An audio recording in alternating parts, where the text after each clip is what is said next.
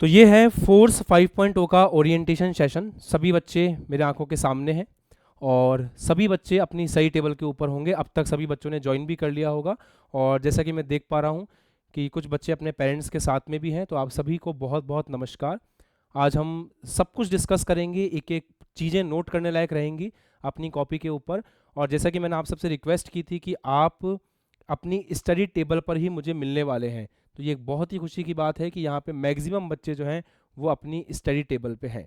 जिन बच्चों ने अपना कैमरा ऑफ कर रखा है, अगर पॉसिबल हो तो कैमरा ऑन कर दीजिएगा, क्योंकि आप मुझे मेरे सामने जो स्क्रीन्स लगी हुई हैं उनके ऊपर मैं आपको देख पाऊंगा। राइट, चलिए, तो स्वागत है आप सभी का। स्टार्ट करते हैं। हम बात कर रहे हैं फोर्स 5.0 की, एक ऐसा बैच जो बैच आपको आपके रिस्पेक्टिव बोर्ड में टॉपर बनाने के लिए डिजाइन किया गया है। ये फोर्स 5.0 का ओरिएंटेशन सेशन है। फोर्स 5.0 का ओरिएंटेशन सेशन है। फोर्स 5.0 का मतलब क्या है बेटा? पहली बात, ये जो बैच है ये first year, second year, third year, fourth year, मतलब 4 साल से चल रहा है। ये हमारा 5वां बैच है। इस बैच में पढ़ने वाले बच्चे अपने सीनियर्स से भी बहुत कुछ सीख सकते हैं। आपके जितने भी सीनियर्स हैं उन्होंने हर बोर्ड को टॉप किया हुआ है, मतलब चाहे राजस्थान बोर्ड हो, चाहे एमपी बोर्ड हो, चाहे आपका यूपी बोर्ड हो, बेटा चाहे झारखंड बोर्ड हो, चाहे बिहार बोर्ड हो, चाहे छत्तीसगढ़ बोर्ड हो, हर बोर्ड के अंदर एएसएल का कोई ना कोई टॉपर बच्चा जो है रहा है। स्टेट टॉप किया है, बच्चों ने डिस्ट्रिक्ट टॉप किया है।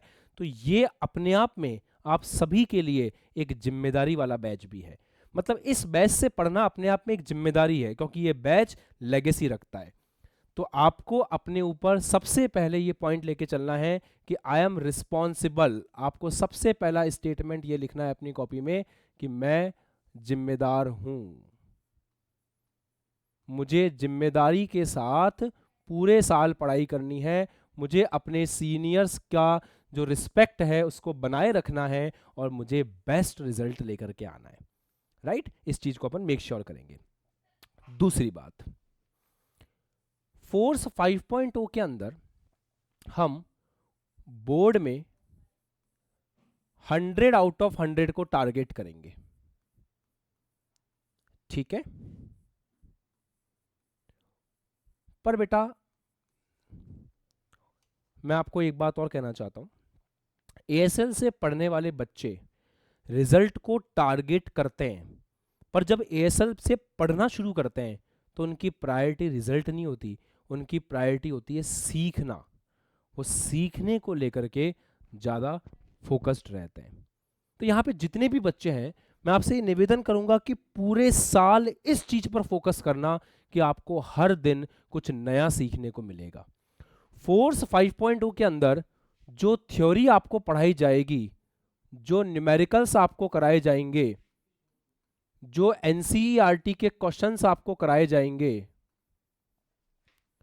जो बोर्ड के पीवाईक्यूज आपको कराए जाएंगे, और साथ में नीट और जेई के वो सवाल भी जिनको कर करके आप अपने स्तर को ऊंचा कर सकते हैं। जैसे यूपी बोर्ड के अंदर अच्छे अच्छे न्यूमेरिकल्स आते हैं, तो हम ये कोशिश करते हैं कि आपको क्लास के अंदर भी थोड़े बहुत क्वेश्चन तो जेई नीट के कराए जाएं, ताकि यूपी बोर्ड का बच्चा एएसएल से पढ़ करके एक अलग ही कॉन्फिडेंस फील करे। तो ये सब कुछ जब कराया जाएगा तो हर दिन आपके अंदर एक लगन होनी चाहिए कि मुझे कुछ सीखने को मिलेगा। क्योंकि होता यह है ना कि जब हम लक्ष्य के लिए चलते हैं, हम कहीं भी निकलते हैं, फॉर एग्जाम्पल आप यहाँ से कहीं किसी जगह घूमने गए, तो कभी नोटिस करना, मंजिल पे पहुंचने का अपना एक अलग आनंद होता है, वो सही बात है, पर उससे ज़्यादा बड़ा आनंद होता है रास्ते का। सफ़र बढ़िया होना चाहिए। मंजिल तो सभी को मिलनी है, आज नहीं तो कल मिलनी है, पर सबसे इंपॉर्टेंट मंजिल नहीं होती बेटा, सबसे इंपॉर्टेंट होती है उसका रास्ता। क्योंकि मंजिल पे जाकर के जो इतना सीखने को नहीं मिलेगा ना, उतना उस रास्ते पे आपको सीखने को मिलेगा। तो हर दिन जब यहाँ पे थ्योरी पढ़ाई जाएगी, हर दिन यहाँ पे डेरिवेशन कराए जाएंगे, हर दिन यहाँ पे न्यूमेरिकल पढ़ाए जाएंगे, हर दिन यहाँ पे पीवाईक्यूज कराए जाएंगे, हर दिन यहाँ पे अच्छे अच्छे क्वेश्चंस कराए जाएंगे, तो आपको एक सीखने की अप्रोच के साथ में क्लास के अंदर आना है। ये बहुत मैटर करता है। तो सभी बच्चे जो मेरे सामने बैठे हुए हैं, एक बार जल्दी से हाथ ऊपर करो कि सर हम क्लास में सीखने की अप्रोच से आएंगे। बहुत अच्छे बेटा, मैं आप सभी को देख पा रहा हूँ, मेरे सामने बड़ी बड़ी स्क्रीन्स लगी हुई है, मतलब मैं मेरे सामने उपस्थित हर एक बच्चे को देख सकता हूँ, है ना। तो मैं अपने सामने हर एक बच्चे को देख सकता हूँ। गुड, यही रखना है अपन को यही अप्रोच रखनी है, पूरे साल सीखने की अप्रोच रखनी है, क्योंकि जो बच्चा सीखने के मन से आएगा ना वही बेहतर कर पाएगा। तो आपको ये सोच के आना है कि मैं हर साल हर दिन यहाँ पे कुछ ना कुछ मुझे नया सीखने को मिलेगा। वेरी गुड, हैंड्स डाउन, ठीक है, मैंने देख लिया सबके हाथ, बढ़िया, परफेक्ट। चलो बेटा, second point, third point basically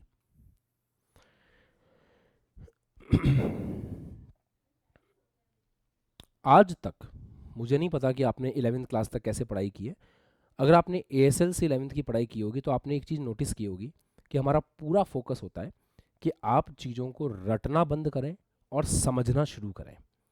तो फोर्स 5.0 की पहली क्लास से ही, फोर्स 5.0 की पहली क्लास से ही आपको दिमाग में एक चीज़ लेकर के आनी है कि मुझे रटना नहीं है, समझना है। हिंदी मीडियम के बच्चे जो होते हैं ना, उनको दो चीज़ें कही जाती हैं हमेशा। पहली बात, तुम लोग यार बहुत लो लेवल का बोर्ड एग्जाम देते हो, तुम्हारे परसेंटेज कोई मायने नहीं रखते, तुम कभी भी JEE और नीट जैसे एग्जाम में सेलेक्ट ही नहीं हो सकते, ऐसा हिंदी मीडियम के बच्चों को कहा जाता है। ASL पे पढ़ने वाले बच्चे इस अवधारणा को जस्ट उल्टा कर रहे हैं।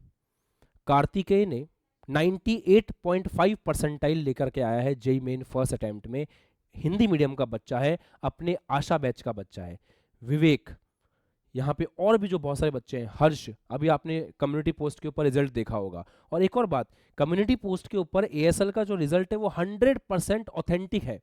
बाकी लोगों की तरह हमने नहीं किया कि इंग्लिश मीडियम के रिजल्ट को उठा करके हिंदी मीडियम के चैनल के ऊपर जाके चिपका दिया गया हो, ऐसा नहीं है। यहाँ पढ़ने वाले जो बच्चे थे उन्हीं का रिजल्ट है, और आपने देखा होगा कि किस प्रकार वो 98% 99% लेके आए फर्स्ट अटेम्प्ट के अंदर। और मुझे बताते हुए बेहद खुशी है कि वो बच्चे आशा बैच के बच्चे हैं। मतलब वो बच्चा जो 12th के साथ जेई की प्रिपरेशन करता है, नीट की प्रिपरेशन करता है, वो ज़्यादा अच्छा परफॉर्म करता है उन बच्चों से जो ड्रॉप लेके पढ़ाई करते हैं। कहने का मतलब केवल सिंपल सा है कि आपको रटने वाली अवधारणा को छोड़ना पड़ेगा और समझने वाली अवधारणा को ध्यान रखना पड़ेगा। ये बहुत बड़ी प्रॉब्लम है बेटा हिंदी मीडियम के बच्चों के साथ, कि हम लोगों की प्रोग्रामिंग ऐसी कर दी गई है कि रटो रटो रटो रटो, हर चीज़ को लर्न करो, 50 क्वेश्चन आएंगे, इन 50 में से आपको सारे के सारे करने हैं, रट करके जाओ। नहीं, अब से हम क्या करेंगे बच्चा, हर एक चीज़ को समझ करके पढ़ने की कोशिश करेंगे। और आशा बैच के बच्चे, यहाँ पे आशा बैच के बच्चे कितने, एक बार हाथ ऊपर करना। ग्रेट, बहुत सारे बच्चे आशा बैच के। आशा बैच के बच्चे तो इतने बेहतरीन न्यूमेरिकल्स करेंगे जेई और नीट की क्लास में कि आपको तो, वैसे आशा बैच के बच्चे की तो आदत वैसे छूट जाएगी 15-20 दिन में, अब तक छूट भी गई होगी काफ़ी आशा बैच के बच्चों की। बट जो आशा बैच के बच्चे नहीं है, फोर्स के बच्चे हैं केवल, वो रटने वाली आदत को छोड़ देंगे, किसी भी हालत में उनको रटना नहीं है, समझना है। इस बात पर आप फोकस करेंगे। नेक्स्ट पॉइंट, फोर्थ, हमेशा एक बात को याद रखना है, small step is equals to big result. अगर कोई बच्चा ये डिसाइड करे कि मुझे दिसंबर से पढ़ाई करनी है और मुझे बोर्ड एग्जाम में 100 में से 100 नंबर लेकर के आने हैं, उसके लिए उसको 15-15 घंटे रोज पढ़ना पड़ेगा, और फिर भी चांस है कि वो 100 में से 100 ना ला सके। पर आप जैसे बच्चे जो अब पढ़ना शुरू कर रहे हो, मार्च से पढ़ना शुरू करोगे, अगर आप रोज 3-3 घंटे पढ़ते हो, 4-4 घंटे पढ़ते हो, पूरे साल पढ़ते हो, लगातार पढ़ते हो, तो स्मॉल स्टेप्स अगर आप लोगे ना तो उससे बड़ा रिजल्ट आता है। आपको रोज थोड़ा थोड़ा थोड़ा थोड़ा पढ़ना है पूरे साल तक। मतलब एक बात का ध्यान रखना, मैं एक बहुत बड़ी लाइन लिख रहा हूं,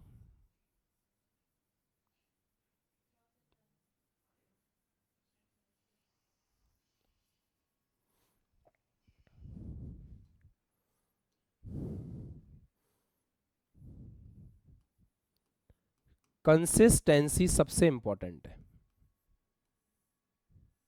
हिंदी में लिख दूं,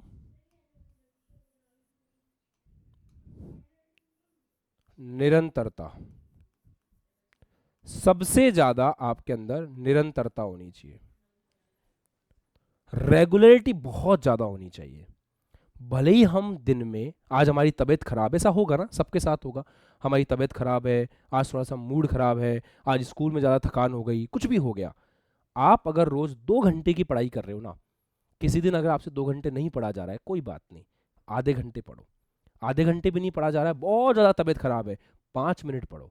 5 मिनट भी नहीं पढ़ा जा रहा है, बहुत ज़्यादा ही तबीयत खराब है, एक फॉर्मूला ही भले ही कॉपी पेन लेकर के लिख दो, 1 मिनट लगेगा उसमें, बट कर करके रखो, क्योंकि आपको अपने आप को कंसिस्टेंट रखना है, पूरे साल कंसिस्टेंट रखना है।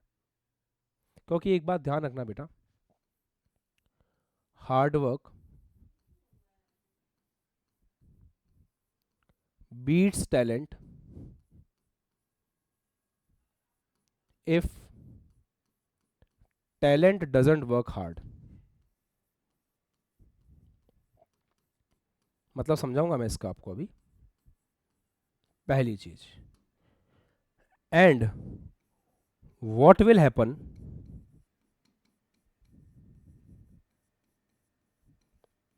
If talent works hard. ये बहुत गहरी बात है। अगर कोई बहुत ही टैलेंटेड बच्चा है, तुम में से होंगे यहाँ पे बहुत सारे टैलेंटेड बच्चे, जिनका मतलब ऐसे, मैं तो सर ऐसा बच्चा हूं ना, 1 घंटे के अंदर मैं सब कुछ याद कर सकता हूं, मतलब मेरा दिमाग इतना तेज चलता है कि मेरे को बाकी सब बच्चों को याद करने में या किसी चीज़ को समझने में बहुत समय लगता होगा, मेरा दिमाग इतना ज़्यादा तेज चलता है सर कि मैं 1 घंटे में 4 घंटे के बराबर पढ़ाई कर सकता हूँ। कुछ बच्चे होंगे ऐसे यहाँ पे, अपने आप को शार्प समझते होंगे, सच में होंगे भी शार्प, वो बच्चे होते हैं टैलेंटेड बच्चे, जिनमें जल्दी जल्दी समझ में आता है जिनको। तो एक बहुत बड़ी बात लिखी हुई है, कंसिस्टेंसी मतलब hard work beats talent if talent doesn't work hard. आप कितने ही इंटेलिजेंट हो बेटा, अगर आप रेगुलर पढ़ाई नहीं करोगे, आपके अंदर हार्ड वर्क करने की क्षमता नहीं है, आप रोज पढ़ाई नहीं कर रहे हो, भले ही आप कितने टैलेंटेड हो, जो बच्चा आपसे थोड़ा कमजोर भी है ना, जो एवरेज भी है, अगर वो धीरे धीरे धीरे धीरे रोज पढ़ाई करता चले ना, तो वो होशियार से होशियार बच्चे को भी पीछे छोड़ सकता है। तो पहली बात तो आपको ऐसा सोचना नहीं चाहिए कि मैं कहीं से भी कमजोर हूँ। फिर भी अगर आपको ऐसा लगता है ना कि नहीं यार मैं तो एक एवरेज स्टूडेंट हूँ, तो एक बात याद रखना, अगर आप लगातार पूरे साल मेहनत करते रहे, तो आप कितना ही होशियार बच्चा क्यों ना हो, उसको पीछा छोड़ दोगे और आपका रिजल्ट उससे अच्छा आएगा। दूसरी बात, हो सकता है कुछ बच्चे यहाँ पे ऐसे हों जो बहुत होशियार हों और मेहनत भी करें। क्या लिखा है नीचे, वॉट विल हैपन, क्या होगा यदि टैलेंटेड बच्चा हार्डवर्क करना शुरू कर दे। जब टैलेंटेड बच्चा हार्डवर्क करना शुरू कर देता है ना, तो कार्तिकेय जैसा रिजल्ट आता है, 99 परसेंटाइल, 98 परसेंटाइल, बोर्ड में 100 आउट ऑफ 100, इस तरह के मार्क्स निकल करके आते हैं। इन दोनों चीज़ों में क्या कॉमन रहा, हार्डवर्क। तो भले ही आप कितने ही टैलेंटेड हो या आप एवरेज स्टूडेंट मानते हो अपने आप को, मैं तो आप सभी को टैलेंटेड मान के चलूंगा पूरे साल, पर अगर आप खुद के लिए जो भी आप अपने बारे में सोचते हो, एक बात याद रखना बेटा कि सर ने बोला था रेगुलरली हार्डवर्क करना ही करना है, रोज मेहनत करनी ही करनी है। क्योंकि अभी आपके अंदर जोश भयंकर होगा साहब, पहले ओरिएंटेशन सेशन हो रहा है, आशीष सर के सामने बैठे हैं, एकदम मोटिवेशन टाइप की बातें हो रही हैं, अब तो मजा आ जाएगा, फोड़ फाड़ देंगे सब कुछ। 3 दिन मेहनत करोगे, 4 दिन मेहनत करोगे, 5 दिन मेहनत करोगे, एक चैप्टर जैसे ही होगा ना भाई साहब ढीले पड़ जाते हैं, धीरे धीरे धीरे धीरे आलस आना शुरू हो जाएगा, है ना। सत्यम गुप्ता जी, चारों लोग सुन रहे हैं एक साथ मेरी बात, समझ आ रही है क्या कह रहा हूँ, कि सबके अंदर आलस आना शुरू हो जाता है, उससे हमको बचना है। जैसे ही आपके दिमाग में ऐसा लगे ना कि आज मैंने थोड़ा बहुत भी लापरवाही की है, मेरी बात आपको हिट करनी चाहिए कि अगर मैं मेहनत नहीं करूंगा तो काम नहीं बनेगा। रोज की पढ़ाई, रोज रटना नहीं है, समझना है, ये सारी बातें याद रखनी है। उम्मीद करता हूं ये आपको समझ में आ गया होगा। नेक्स्ट पॉइंट,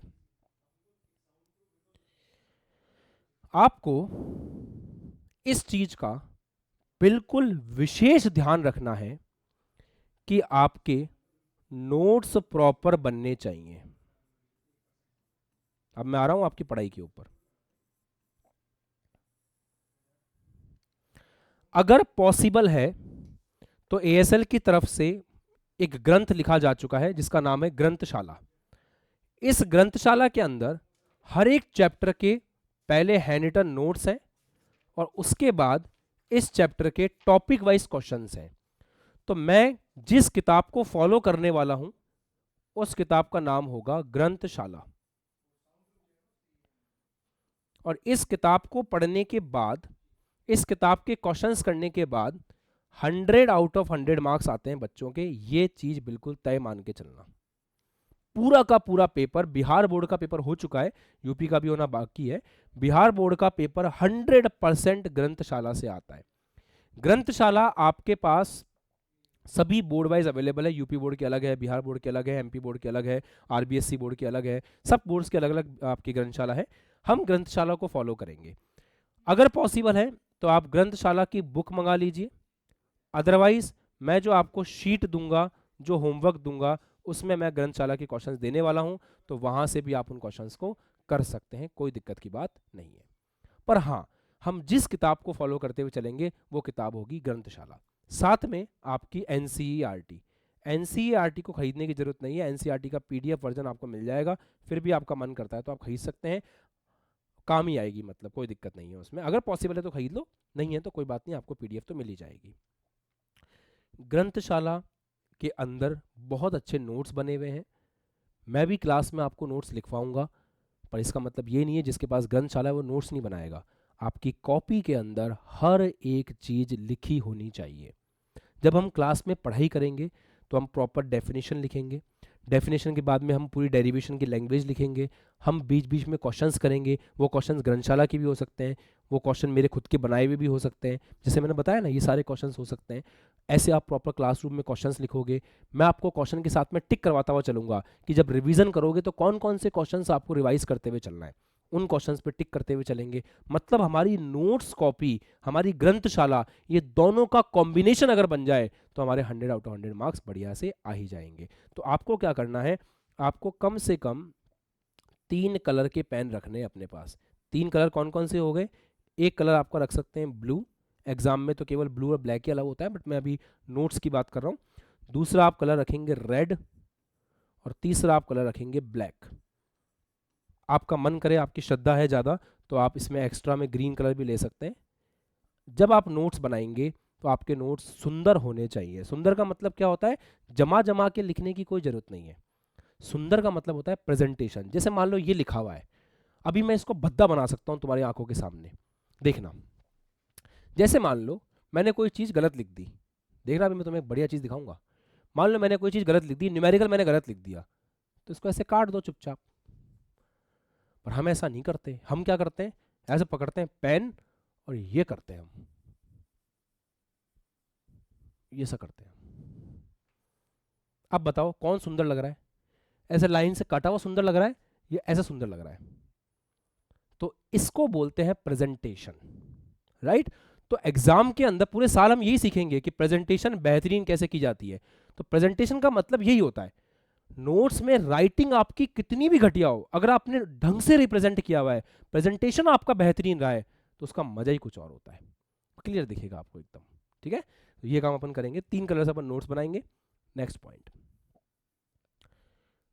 आपको हमेशा अपने नोट्स लेक्चर वाइज बनाने हैं। देखो बेटा, लेक्चर वाइज नोट्स बनाने का फायदा क्या होता है, मैं आपको बताता हूं। जैसे मान लो मैंने इलेक्ट्रोस्टैटिक्स में 10 लेक्चर लिए फॉर एग्जांपल, तो आप ऐसे लिखेंगे इलेक्ट्रोस्टैटिक्स, फिर आप लिखेंगे लेक्चर नंबर 1 सर ने क्या क्या पढ़ाया, और वो पूरा आप कॉपी करेंगे। फिर लेक्चर नंबर 2 सर ने जो कुछ भी पढ़ाया उसको पूरा कॉपी करेंगे। फिर लेक्चर नंबर 3 सर ने जो कुछ भी पढ़ाया उसको आप कॉपी करेंगे। फायदा क्या होगा? जैसे इलेक्ट्रोस्टैटिक्स 10 लेक्चर में कंप्लीट हुआ, अब मेरा रिवीजन का टाइम है, तो मैं दिमाग में एक चीज़ लेके चलूंगा कि आज मुझे रिवाइज करना है लेक्चर नंबर 1 से लेकर के लेक्चर नंबर 5 तक। तो कंटेंट देखने में आसानी होगी कि सर ने लेक्चर नंबर 1 से लेकर लेक्चर नंबर 5 तक कितना पढ़ा रखा है, मुझे उसको आज रिवाइज करना है। तो जब हम रिवीजन प्लान बनाते हैं ना, तो रिवीजन प्लान के अंदर ये बहुत काम करता है। अगर लेक्चर वाइज तुमने चीज़ें बना रखी होंगी, लेक्चर वाइज तुम्हारे नोट्स बने हुए होंगे, तो रिवीजन प्लान में वो बहुत ज़्यादा काम आएंगे। ठीक है, क्लियर है? तो आपको लेक्चर वाइज नोट्स बनाने हैं। ये सारी बातें लिखते हुए चलना अपनी कॉपी में ना, मैं मान के चला हूँ कि तुम लोग नोट कर रहे हो, नोट करने वाली बातें हैं सारी। ठीक है बॉस, आगे बढ़ते हैं। कॉपीज कौन कौन सी बनानी है देख लो। अब केमिस्ट्री के सब्जेक्ट में 2 कॉपी बनेंगी, एक बनेगी ऑर्गेनिक केमिस्ट्री की कॉपी और दूसरी कॉपी बनेगी फिजिकल प्लस इनऑर्गेनिक की कॉपी।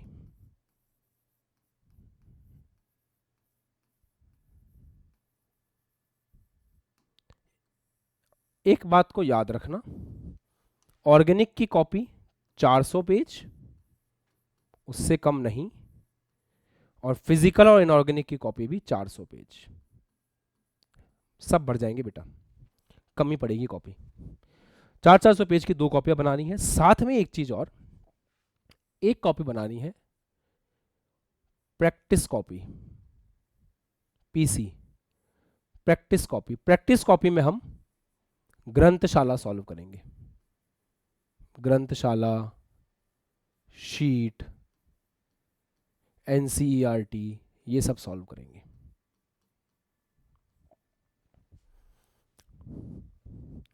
ग्रंथशाला से ही होमवर्क दूंगा, ग्रंथशाला से ही एक एक सवाल करवाऊंगा, और उसके बाद तुम्हें खुला छोड़ दूंगा। तुम्हें जहां जाकर के जो भी पीवाई की उठा करके देखना है देख सकते हो, सब तुम्हें आता होगा। ठीक है अंश, क्लियर है? ओके बेटा, ये 3 कॉपीज आपको बना लेनी है। ये कॉपी आपकी श्रद्धा के ऊपर है, ये बढ़ती जाएगी बढ़ती जाएगी बढ़ती जाएगी। तो आप इसको 200 पेज से शुरू कर लेना, उसके बाद बस आप इसमें, ये तो आपके लिए रफ कॉपी की तरह है, उसमें आप पार्टीशन करके छोटा छोटा करके सॉल्यूशन इसके अंदर रख लेना सारे। ठीक है, डन। फिजिक्स में आ जाते हैं। फिजिक्स में ऐसा कुछ नहीं है, फिजिक्स में केवल एक कॉपी बनाओ 400 पेज की सिंपल, जो कॉपी होगी थ्योरी की। और फिजिक्स में भाई साहब न्यूमेरिकल्स बहुत ज़्यादा हैं, तो एक 400 पेज की कॉपी बना लेना न्यूमेरिकल्स के लिए। न्यूमेरिकल्स कहाँ से आएंगे सर? न्यूमेरिकल्स मैं वैसे क्लास में बहुत सारे लेता हूँ, साथ में आपको ग्रंथशाला से भी करवाए जाएंगे, एनसीईआरटी से भी करवाए जाएंगे, और न्यूमेरिकल्स तो मेरे पास कोई कमी है नहीं। देखो कैप्सूल बुक के भी न्यूमेरिकल ले लूँगा थोड़े बहुत आपके लिए, ताकि आपका लेवल एकदम अप रहे। ठीक है, तो ये आपकी कॉपीज का स्ट्रक्चर हो गया कि किस सब्जेक्ट में कितनी कॉपी हमें बनानी है, कितने पेन से लिखना है, क्या करना है क्या नहीं करना है, ये सब कुछ क्लियर हो गया। ठीक है साहब, डन।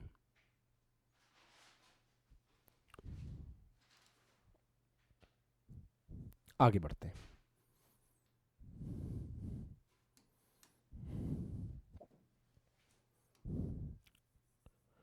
सिलेबस,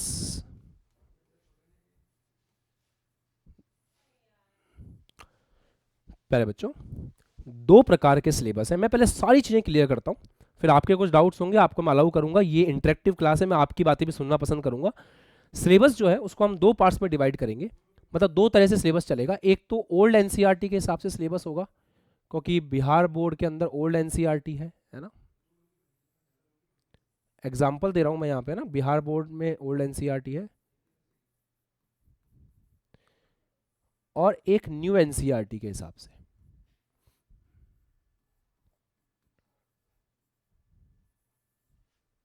न्यू एनसीईआरटी का मतलब यूपी बोर्ड में न्यू एनसीईआरटी है,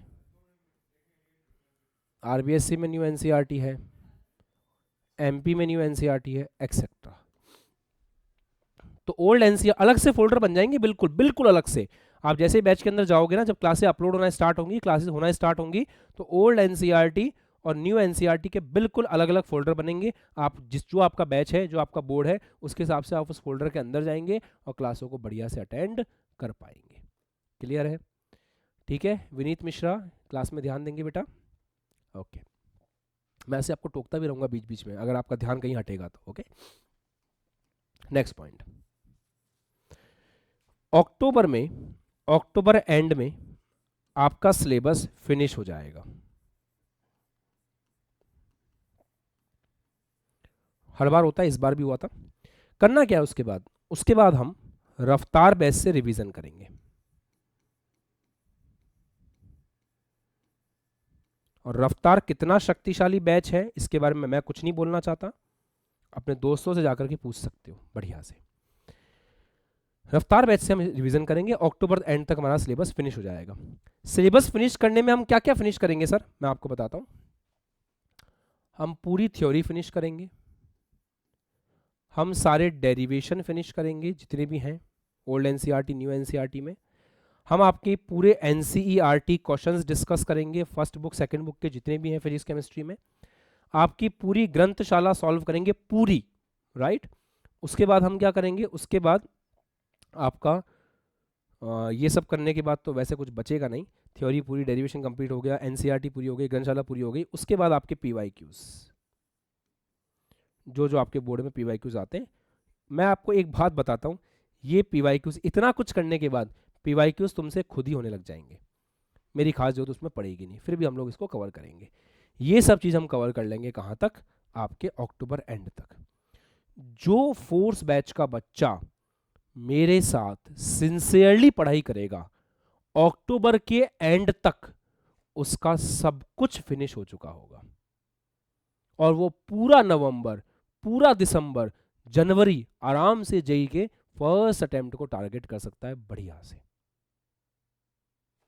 हम बहुत सिस्टमेटिक शेड्यूल के साथ में पढ़ाई करेंगे।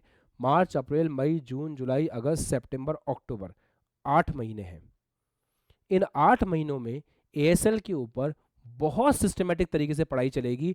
खासकर जब आपकी गर्मियों की छुट्टियां आती है ना बीच में, उसमें हम और अच्छी अच्छी क्लास लेकर के आपको अक्टूबर एंड तक बिल्कुल सब कुछ पढ़ा देंगे। तो यहाँ पे जो आशा बैच का बच्चा है उसको पूरा नवंबर मिलेगा, पूरा दिसंबर मिलेगा आराम से अपने जेईई मेन का रिवीजन करने के लिए। एक और चीज, मुझे इस बात से कोई फर्क नहीं पड़ता कि तुम्हारी 11th में पढ़ाई हुई है कि नहीं हुई है। जिन बच्चों की पढ़ाई 11th में खराब हो चुकी है, जिन्होंने 11th बेकार कर दी है, कितने बच्चे हैं वैसे, हाथ ऊपर करना जिनको ऐसा लगता है कि हम 11th में ठीक से नहीं पढ़ पाए। और आधी से ज़्यादा जनता होती है वैसे, ये क्या बात, कितने बच्चे हैं। और राज एकदम ऐसे बढ़िया हाथ ऊपर कर, मैं हूँ सर। अनिकेत देखो बढ़िया से, सुप्रीत का हाथ एकदम पंखा तोड़ के बाहर निकल गया। ठीक है साहब, नीतीश की भी ये स्थिति है, अंकित भी है, अनीश का तो मेरे को हाथ ही दिख रहा है केवल। ठीक है ठीक है ठीक है, कोई बात नहीं, कोई फ़र्क नहीं पड़ता उससे। गलतियां हुई हैं, सबसे होती है, कोई टेंशन की बात नहीं, बस अब मत करना। देखो अब तक जो आपने कर दिया वो कर दिया, अब आपको ये बात तो पता है ना कि मुझे टॉप करना ही करना है, मुझे अपनी लाइफ में कुछ ना कुछ अचीव करना ही करना है। तो अब बेटा समय आ चुका है ना, अब ऐसी गलतियां करोगे तो कैसे काम चलेगा। तो प्रॉमिस करना होगा आपको कि हम सर अब गलती नहीं करेंगे, अब किसी प्रकार की कोई मिस्टेक नहीं करेंगे, जैसा आप बोल रहे हो बिल्कुल वैसा करते हुए चलेंगे। एक और चीज़, आपको 2 चीज़ें दिमाग में रखते हुए चलनी है। एक तो जिद, ये जिद आपके अंदर हमेशा जिंदा रहनी चाहिए। दूसरा समर्पण। देखो मैं बहुत उम्मीद के साथ आपको एक बात बोलना चाह रहा हूं, हम लोगों ने इस बात पे बहुत सोचा, बहुत विचार किया, और उसके बाद हमने ये तय किया कि अब हम ASL पे पढ़ने वाले सभी बच्चों को इस तरीके से पढ़ाएंगे कि उनका एक भी मिनट वेस्ट नहीं हो। हमने आपके YouTube का पूरा डिस्ट्रैक्शन हटा दिया, हमने ऑनलाइन ऑफलाइन के बीच की बाउंड्री को बिल्कुल ख़त्म कर दिया। अब हम आपको देख पा रहे हैं, मेरे सामने आप लोग दिख रहे हो मुझे कि पढ़ रहे हो नहीं पढ़ रहे हो, आपकी बॉडी लैंग्वेज कैसे है। जैसे अनिल की कुर्सी रखी, अनिल यहाँ पे नहीं है, सिद्धांत एकदम क्लास में फोकस कर रहे हैं, सुभाष को मैं देख पा रहा हूँ, हर्ष को मैं देख पा रहा हूँ। तो इस तरीके से जब आप मेरे सामने बैठे हो तो लापरवाही की उम्मीद खत्म हो जाती है। जब हम आपको पूरे साल ऐसे पढ़ाने के लिए तैयार हैं, ये सब कुछ कब हो पाएगा, जब आपके अंदर #समर्पण वाला भाव रहेगा। तो अब हाथ ऊपर करो कि हाँ सर, हम पूरे समर्पण भावना के साथ पढ़ाई करेंगे, जैसा आप बोलोगे बिल्कुल वैसा करेंगे। मैं डिस्ट्रैक्शन हटाऊंगा, तो तुम्हें ये नहीं करना है कि तुम कहीं से डिस्ट्रैक्शन खरीद करके ले आओ। जैसे यूट्यूब पे जाकर के आधा 1 घंटा वेस्ट कर रहे हैं, इंस्टाग्राम के ऊपर बैठ करके रील्स चला रहे हैं, चैटिंग कर रहे हैं, यहाँ भी टाइम वेस्ट कर रहे हैं, लाइव क्लास के अंदर अपना कैमरा ऑफ करके बैठे हुए हैं, हम दिखाना ही नहीं चाह रहे खुद को। ऐसे नहीं करोगे ना, बिल्कुल हाथ ऊपर करो अच्छे से। सूरज, हाँ वेरी गुड, अच्छे से हाथ ऊपर करेंगे, ताकि आपके अंदर ये भावना होनी चाहिए कि हमें बिल्कुल ईमानदारी के साथ पढ़ाई करनी है। Very good, hands down. चलो, तो फिर कोई दिक्कत नहीं होगी, तो फिर सब कुछ हो जाएगा। ओके राइट, आगे बढ़ते हैं। अब एक बार सिलेबस को थोड़ा सा देख लेते हैं कि क्या क्या सिलेबस है।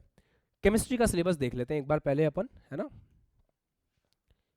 नई एनसीईआरटी में केमिस्ट्री का क्या सिलेबस है, let's have a look at that. प्यारे बच्चों, विलयन, विद्युत रसायन, रासायनिक बल गतिकी, ये 3 चैप्टर हैं। ये 3 चैप्टर आपके फिजिकल केमिस्ट्री के चैप्टर हैं। केमिस्ट्री भी 3 तरह की होती है, पता होगा ना, फिजिकल, इनऑर्गेनिक, है ना। चलो बाइफरकेशन में क्लास के बीच में बता दूंगा, अभी तुम कहाँ, छोटी छोटी सी उम्र है तुम्हारी, कहाँ परेशान होगे, छोड़ो। तुम बस ये देखो, कि हम लोग इसी सीक्वेंस को फॉलो करते हुए चलेंगे। विलयन, विद्युत रसायन, रासायनिक बल गतिकी, डीएनए ब्लॉक, उप सहसंयोजी यौगिक, यहाँ से ऑर्गेनिक स्टार्ट है। एक तरह से मान के चलना कि ये पूरी ऑर्गेनिक केमिस्ट्री है आपकी, ये पूरी ऑर्गेनिक केमिस्ट्री है। ऑर्गेनिक केमिस्ट्री में मैं ये मान करके चलूंगा कि तुम्हें कुछ नहीं आता। वैसे तो ये सच भी है, बट मैं ये फिर भी मान के चलूंगा और बिल्कुल जीरो से पढ़ाऊंगा।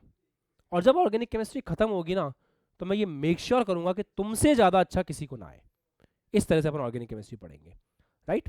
ठीक है बेटा, ये न्यू एनसीईआरटी है, ये ओल्ड एनसीईआरटी है। ओल्ड एनसीईआरटी में बहुत ज़्यादा चैप्टर्स हैं, जैसे ये ठोस अवस्था, ये चैप्टर अलग है, प्रस्थ रसायन ये अलग है, तत्वों का निष्कर्षण ये अलग है, पी ब्लॉक ये अलग चैप्टर है आपके नया, डीएनए ब्लॉक के तत्व ये तो उनमें भी है, यहाँ पे भी आपका जैव अणु अलग चैप्टर है, दैनिक जीवन में, एक मिनट, जैव अणु तो उनके भी है, बहुलक, और दैनिक जीवन में रसायन, ये वाली बात है। तो ये कुछ चैप्टर्स अलग अलग हैं आपके ओल्ड एनसीईआरटी न्यू एनसीईआरटी में। ओल्ड एनसीईआरटी में जो चैप्टर अलग हैं उनकी एक्स्ट्रा क्लास होगी, एक बिहार स्पेशल क्लास चलेगी, जिसमें आपको जो चैप्टर्स आपके छूटे हुए हैं उन चैप्टर्स को पढ़ाया जाएगा, जिनके भी ओल्ड एनसीईआरटी है। मैं यहाँ पे अभी नाम नहीं दे रहा हूँ, और भी कुछ बोर्ड्स के अंदर ओल्ड एनसीईआरटी चलती है, तो इस तरीके से चीज़ें रहने वाली। बिहार बोर्ड के बच्चे कितने अपने पास, हाथ ऊपर करो। ओके, एक बात मैं आपको स्टार्टिंग से बोलना चाहूँगा, बिहार बोर्ड से पेपर बड़ा आसान आता है, पर इसका मतलब ये नहीं है कि आप पूरे साल मस्ती मार के पढ़ाई करोगे, ऐसा नहीं करना है। क्योंकि बिहार बोर्ड में आप भले ही स्टेट टॉपर क्यों ना बन जाओ, पर अगर आप अच्छे से पढ़ाई नहीं करोगे तो जेईई नीट में कुछ नहीं हो सकता। इसीलिए बिहार बोर्ड के बच्चों से तो खासकर मेरी अपील ये रहेगी कि सिंसियरली पढ़ाई करना, क्योंकि आपको जीवन में कुछ करना है तो अच्छी पढ़ाई करनी पड़ेगी। यूपी वालों के पास तो ऑप्शन ही नहीं है, उनका तो पेपर ही टफ आता है, नहीं पढ़ेंगे तो फिर होंगे फेल एग्जाम में, तो वो तो पढ़ेंगे ही वैसे भी, है ना। आशा बैच के बच्चों के पास ऑप्शन ही नहीं है, उनको जेईई नीट में सेलेक्ट होना है, तो उनको वैसी पढ़ाई करेंगे। तो आपको धीरे धीरे धीरे धीरे मेहनत करना शुरू करना है, ठीक है साहब। ये कहानी होती है आपकी केमिस्ट्री की। अब एक बार जरा फिजिक्स की कहानी देख लें बेटा, मैंने अलग से पीडीएफ बनवाई है, और यहाँ कुछ बच्चे ऐसे भी हैं जो केवल फिजिक्स का बैच लिए हुए हैं। एक बात और कहूँगा, फिजिक्स केमिस्ट्री आपको अभी भी आपके पास ऑप्शन है। वो फोर्स बैच का बच्चा जो यूपी बोर्ड का है, मैं पर्सनल आपको ये रिकमेंड करूंगा कि आप आशा बैच के अंदर शिफ्ट हो जाएं। रीज़न क्या है उसके पीछे? आशा बैच के अंदर जेईई नीट की पढ़ाई कराई जाएगी। यकीन मानो बेटा मेरा, अगर तुम बढ़िया से 8 महीने पढ़ लिए, आराम से जेईई में सेलेक्ट हो जाओगे। जो बच्चे लास्ट तक पढ़े ना इस साल, आराम से उनका रिजल्ट आया है। दूसरी बात, आशा बैच का बच्चा फोर्स बैच के अंदर जो क्लासेस होती हैं उनको तो ऐसे समझ लेगा। अगर यूपी बोर्ड का बच्चा है और आशा बैच लेके बैठा है तो वरदान है उसके लिए, क्योंकि न्यूमेरिकल्स जो आते हैं उनका जो लेवल है उसको मैच करने के लिए, मतलब वो कहते हैं ना, अगर आशा बैच यहाँ पर है तो यूपी बोर्ड का लेवल यहाँ पर है, फोर्स बैच का लेवल यहाँ पे है। फोर्स बैच का लेवल भी यूपी बोर्ड से ऊपर है, पर आशा में तो जेईई पढ़ाते हैं तो उसका लेवल बिल्कुल यहाँ पर है। तो आशा बैच का बच्चा जो है ना, वो यूपी बोर्ड के पेपर को हलवे की तरह कर सकता है। फोर्स बैच के बच्चे को ज़्यादा मेहनत करनी पड़ती है, क्योंकि कंटेंट का थोड़ा डिफरेंस रहता है। इसीलिए अगर आप यूपी बोर्ड के हो तो आपको आशा बैच का पार्ट होना चाहिए। नेक्स्ट पॉइंट, फिजिक्स की नई एनसीईआरटी में ये सारे चैप्टर्स हैं। विद्युत आवेश और क्षेत्र, ये दोनों एक यूनिट है अपने आप में। एक सेकेंड, ये एक यूनिट है बेटा, ये एक इकाई है। विद्युत धारा अलग चैप्टर है, ये अलग चैप्टर है, ये दो एक इकाई है। फिर से ये दोनों फिर से एक यूनिट है। कहाँ चला गया? ये दोनों बेटा फिर से एक यूनिट है, ये अपने आप में एक यूनिट है बेटा। उसके बाद वेव ऑप्टिक्स, रे ऑप्टिक्स, ये अपने आप में अलग चैप्टर है। वेव ऑप्टिक्स, रे ऑप्टिक्स एक यूनिट की तरह काम करता है। आधुनिक भौतिकी में 2 चैप्टर आते हैं, आपको बुक में इन चैप्टर के नाम थोड़े अलग मिलेंगे। बुक में इनके नाम होते हैं द्रव का द्वैत व्यवहार, नाभिक इस नाम से मिलेगा, परमाणु और द्वैत व्यवहार इसके अंदर पढ़ाया जाता है। ये होता मॉडर्न फिजिक्स के अंदर ही है।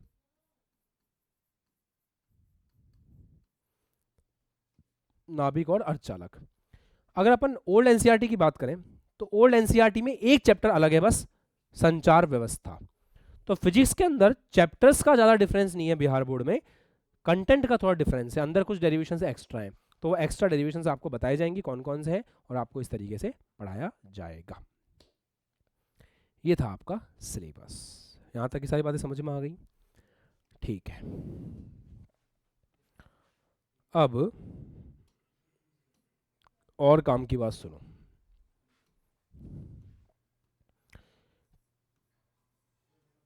क्लासेस की शुरुआत,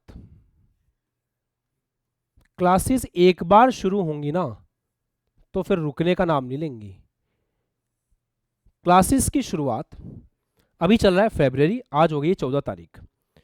कल मैं रहूँगा जयपुर, 17 तारीख को भी जयपुर में एक अपना जो ऑफिस बना है नया वाला, आपने देखा भी होगा लॉन्च के अंदर, उस ऑफिस का कुछ काम है।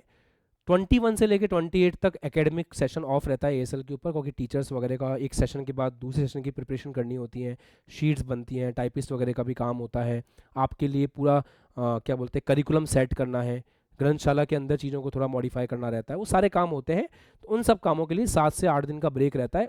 1 मार्च से या 2 मार्च से आपकी क्लासेस स्टार्ट होंगी, जो भी फर्स्ट मंडे आ रहा होगा। एक बार चेक कर लेते हैं कि मार्च में फर्स्ट मंडे कौन सा है। मार्च में फर्स्ट मंडे है 3 मार्च, तो बेसिकली 3 मार्च से आपकी क्लासेस स्टार्ट होंगी। अभी टीचर्स का भी ऑफ रहता है, तो सब टीचर्स कहीं ना कहीं रहते हैं, जैसे पुष्पेंद्र सर भी बाहर हैं, रेणु मैम भी बाहर जाने वाली हैं कहीं पे, मैं भी नहीं हूँ 3-4-5 दिन के लिए। तो ये मान के चलें कि आपका 3 मार्च से कक्षाओं का प्रारंभ होगा। 3 मार्च तक हम क्या करेंगे सर? 3 मार्च तक आप 2 काम कर सकते हैं। पहला काम, आपके स्कूल्स के जो एग्जाम्स हैं, अभी 11th के एग्जाम कितने बच्चों के बचे हुए हैं, हाथ ऊपर करना। कितने बच्चों के बचे हुए हैं? बहुत बच्चों के बचे हुए हैं यार। ठीक है, अभी मैं पूछूंगा आपसे माइक ऑन करके कि किन किन के कब कब खत्म हो रहे हैं। ठीक है, तो आप उनकी प्रिपरेशन कर सकते हो, अपने 11th के एग्जाम्स जो भी हैं आपके उनको समेट सकते हो। दूसरा काम ये कर सकते हो कि आपके पास एक संग्रह नाम का फोल्डर पड़ा होगा, देखना भी एप्लीकेशन में। बैच ओपन करके देखा है, खरीद के छोड़ दिया बस? जीवन में ये जो एप्लीकेशन है ना आशीष सिंह लेक्चर्स की, अब ये 1 साल आपका, आपकी सारथी है ये, इसको छोड़ना नहीं है किसी भी हालत में। जैसे मैं फोर्स 5.0 में गया तो मुझे संग्रह नाम का एक फोल्डर दिख रहा है, तुम्हें भी दिख रहा होगा बेटा। संग्रह में जैसे ही जाओगे ना, संग्रह के अंदर भौतिकी में चले जाना, भौतिकी में जाकर के सदिश नाम से एक फोल्डर बना हुआ है, वेक्टर बेसिक मैथमेटिक्स, वो आप देख के रख सकते हो बैठे बैठे शांति से। ऐसा नहीं है मैं वापस नहीं पढ़ाऊंगा, मैं स्टार्ट बेसिक मैथ्स से ही करूंगा। ये नहीं है कि ये 6 लेक्चर तुमने देख लिए तो मैं वापस नहीं पढ़ाऊंगा, हम स्टार्ट बेसिक मैथमेटिक्स से ही करेंगे। बट बेसिक मैथमेटिक्स में संग्रह से आप वो चीज़ें देख करके रखोगे तो उससे बेनिफिट होगा, आप ही को जल्दी समझ में आएगा, आप ही को बेहतर समझ में आएगा। ठीक है, और अगर सब बच्चे देख लेंगे तो हम चैप्टर नंबर 1 से भी स्टार्ट कर सकते हैं, वो तो अच्छी बात है। तो बेसिक मैथमेटिक्स सबको देख करके रखनी है, और मन करता है तो आगे के लेक्चर्स भी पढ़ना शुरू कर सकते हैं। ऐसे केमिस्ट्री में है, बिहार बोर्ड के बच्चे ठोस अवस्था पढ़ के रख लो, ताकि जब मैं पढ़ाऊंगा तो आपका अच्छे से रिविजन होगा। आशा बैच के बच्चे फोर्स बैच की क्लासेस अटेंड मत करना, आपके पास जो आपके संग्रह में काइनेमेटिक्स की आगे की क्लासेस हैं वो देख करके रखना। एक और चीज़, मेरी सारी क्लासेस डिफरेंट होती हैं। तुम 2018 का मेरा लेक्चर उठा के देख लेना, 19 का, 20 का, 21 का, 22 का, 23 का, 24 का, हर क्लास के अंदर number of questions, theory, derivation, इन सब में आपको धीरे धीरे धीरे धीरे डिफरेंस फील होगा। इस साल भी हम बिल्कुल डिफरेंट करने वाले हैं, लेवल को और अप करने वाले हैं। तो आपका कभी भी समय वेस्ट नहीं होगा, अच्छे से पढ़ के रखोगे तो जब मैं एडवांस चीज़ पढ़ाऊंगा तो ज़्यादा बेहतर समझ में आएगी। तो आज से ही खुद का रूटीन बना करके धीरे धीरे पढ़ना शुरू कर देना। ठीक है बेटा, ये वाली कहानी है। फाइनल बात और करना चाहता हूं मैं आपके साथ में, हम क्यूएल लेक्चर्स लेंगे, क्यूएल क्लासेस लेंगे। क्यूएल क्लासेस से क्या होगा, आप मेरे सामने इस प्रकार से बैठे रहेंगे, मैं आपको ऑब्जर्व करता रहूंगा। अगर आप सिंसियर हो, अनुशासित बच्चे हो, तो अपना वीडियो ऑन रखना, स्टडी टेबल पे बैठना, बैठ करके पढ़ाई करना और लाइव क्लास में आने की कोशिश करना, क्योंकि आपको ऑनलाइन में इससे ज़्यादा सिंसियरिटी मैं नहीं दे सकता। इसके बाद तो एक ही ऑप्शन बचता है कि आपके घर में आपके पास आके बैठ जाऊं और फिर आपको जब आप पढ़ाई नहीं करो तो आपके डंडा पड़े, ये मैं कर नहीं सकता, है ना। ये चीज़ संभव नहीं है, अभी तक तो ऐसी कोई टेक्नोलॉजी आई नहीं है, आएगी फ्यूचर में तो देखेंगे। बट अभी जो टेक्नोलॉजी है उसमें मैं मैक्सिमम ये कर सकता हूँ कि आप मेरी आंखों के सामने हो। चैट सेक्शन बंद ही कर दिया हमने, डिस्ट्रैक्शन हटा रहा हूँ मैं आपके, समझ नहीं रहे हो आप इस बात को। आप ऑफलाइन सेंटर में बैठ के पढ़ाई करोगे तो क्या होगा, क्या वहाँ पे चैट का ऑप्शन होता है? नहीं होता ना। ऑफलाइन में क्या होता है, आप सामने बैठे हुए हो, आप सबकी शक्लें मुझे दिख रही हैं। जैसे विशाल बढ़िया हाथ ऐसे रख के मंद मंद मुस्कुरा रहे, दिखाई दे रहा है मेरे को क्लियरली आंखों से। तो उसका बेनिफिट क्या हो रहा है कि मैं आपकी बॉडी लैंग्वेज को पढ़ पा रहा हूँ। और being a teacher of offline मुझे पता है कि बच्चे की बॉडी लैंग्वेज क्या कहना चाहती है। तो कहीं भी आपके फेस पर अगर मुझे लगेगा क्लास लेते वक्त कि यार ये बच्चे को समझ में नहीं आ रहा है, तो मैं उसको रिपीट कर सकता हूँ। एकदम लाइव है, 100% लाइव है ये। अगर मैं ऐसे हाथ हिलाऊं तो तुम तक वहां पहुंच रही है चीज़, तुरंत लाइव। तो उसका बेनिफिट क्या मिल रहा है, मैं आपसे पूछूंगा बेटा समझ में आया, अगर आपने ऐसे हाथ ऊपर कर दिया बात खत्म। ना चैट में पूछना पड़ा, ना 1 मिनट वेट करना पड़ा, कुछ नहीं, सब कुछ लाइव है 100%।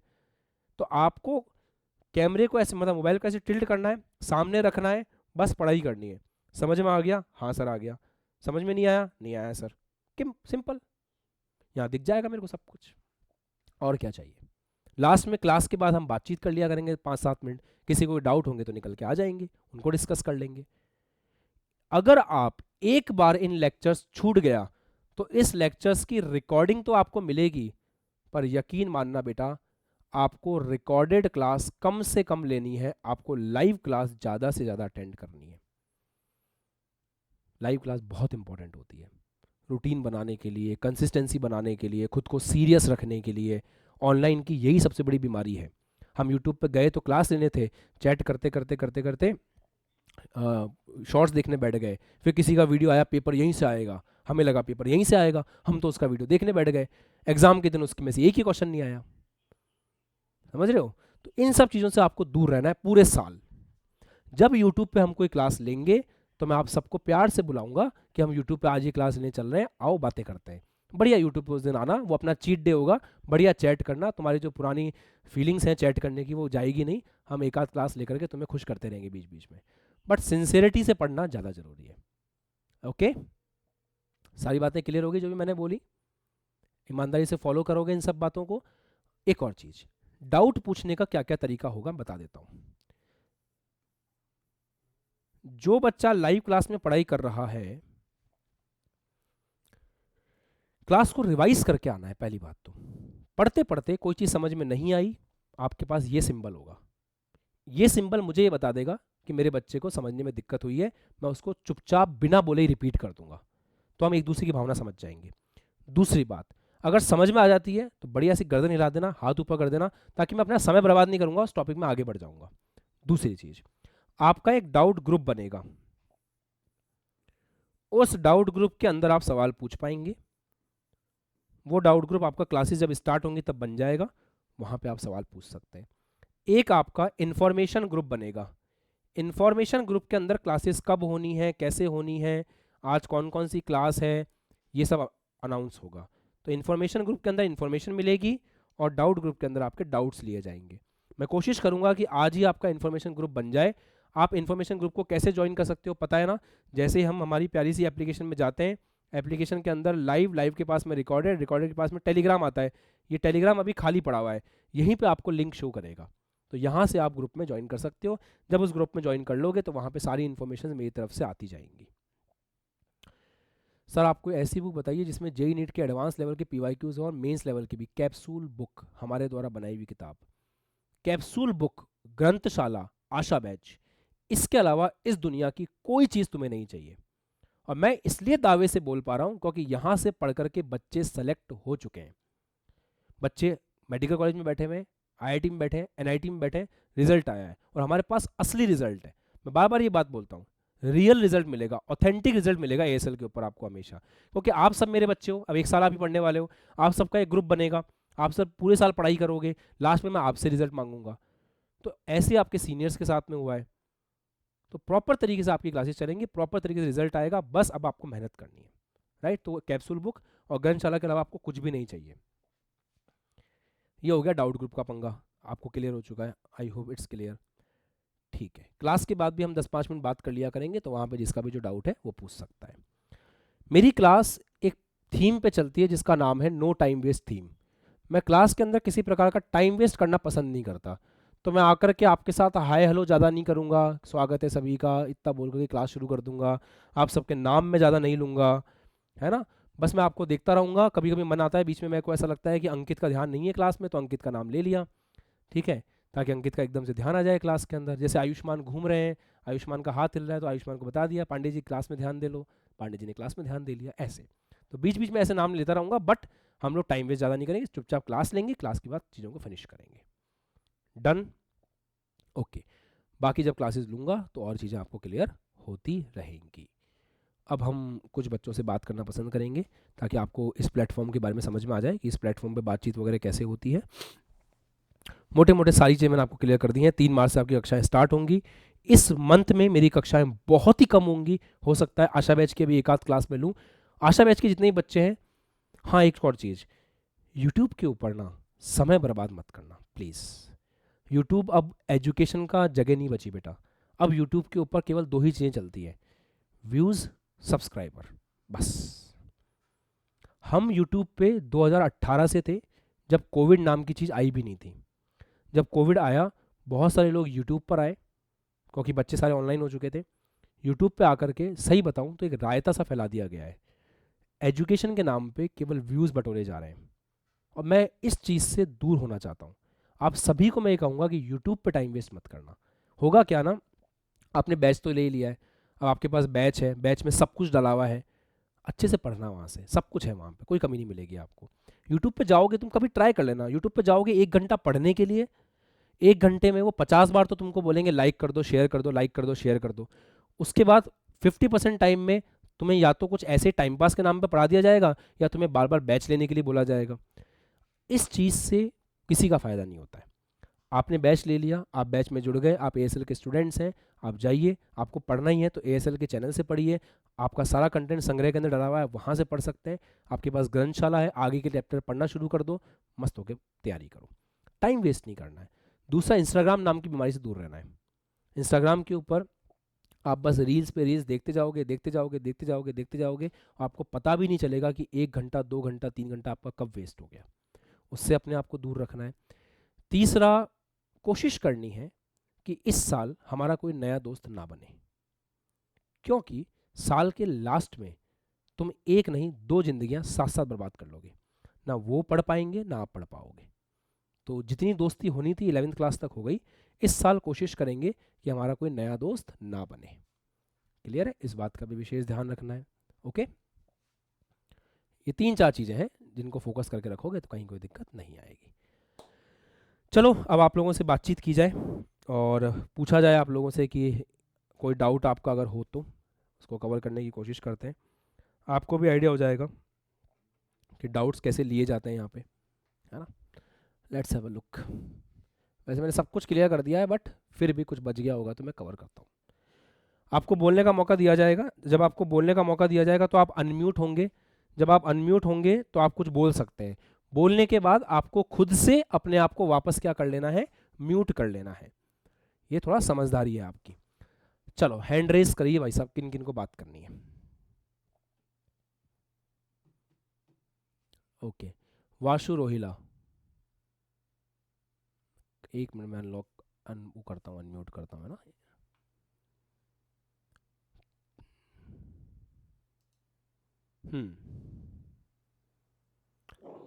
बोलिए बेटा। सर, आशा जो बैच है, हम्म सर आशा बैच के जो नोट्स है और फोर्स 5.0 के जो बैच के जो वो है नोट्स, वे हम्म अलग अलग बनाने हैं। बिल्कुल, आशा बैच की कक्षाएं बिल्कुल अलग चलेंगी, फोर्स बैच की कक्षाएं बिल्कुल अलग चलेंगी। हाँ, आशा बैच के बच्चों को मैं समझाऊंगा ये चीज़ कि फोर्स बैच में कि कौन कौन सी क्लासेस अटेंड करना जरूरी है, कौन सी नहीं। ठीक है, थैंक यू सर। ओके। अपना माइक म्यूट कर लो बेटा। आयुष, बोलिए बच्चा। सर मैंने ये 2000 इसी साल सर मैंने ग्रंथशाला मंगा लिया है। हम्म तो अगले साल भी सर ये काम देगा? बिल्कुल बिल्कुल, ग्रंथशाला किताब अपडेट नहीं है, ग्रंथशाला वही रहेगी। हाँ, इस साल बस एक ही चीज़ तो ऐड होगी, 2024 का पेपर, हाँ सॉरी 25 का पेपर, वो अपन ऐड कर देंगे, वो मैं करा दूंगा डायरेक्ट तो अपलोड। सर हाँ, तो सर और कोई तो दिक्कत नहीं है बस नहीं, एक कोई कोई कोई दिक्कत नहीं है, कोई दिक्कत नहीं रहेगी, है ना। ओके हाँ रंजीत ओके सर। बताओ।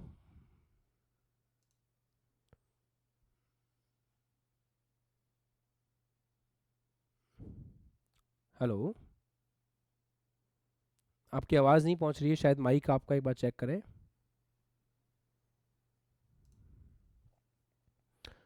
और कौन से बच्चों को बात करनी है, हाथ ऊपर करेंगे एक बार, कोई भी डाउट है तो। ठीक है, मैं लॉक कर रहा हूँ रिशु को, एक सेकंड, चलो अमित को कर देता हूँ, ये बार बार स्विच हो रहा है, एक सेकंड। हाँ शिवम बोलो।